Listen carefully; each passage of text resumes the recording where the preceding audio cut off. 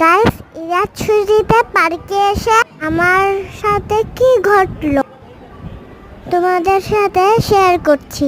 আমি প্রায় আসি, কিন্তু আমার সাথে এরকম হয়নি। আমি আজকে যা দেখলাম অবস্থা, কি বলবো গাইস, তোমরা বিশ্বাসই করবে না। ঈদের ছুটিতে যারা যারা এসেছো শুধুমাত্র তারাই জানবে টিকেট কাউন্টারে রাইটে যাওয়ার তো এত ভিড়। লাইন লাইন যেমন তেমন ট্রেনের মতন দীর্ঘর মতন।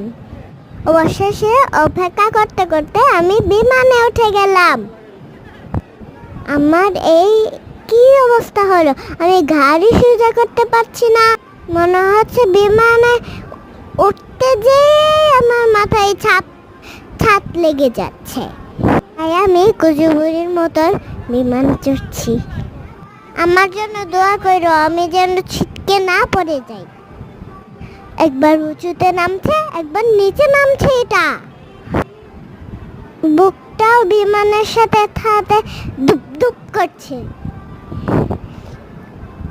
আস্তে আস্তে একটু আমার ভয় কমতে শুরু লাগলো। এখানে আমার অন্য একটা বিমানের কালার ছিল, সেটা হলো লাল। ওখানে সেটা জায়গায় পেলাম না।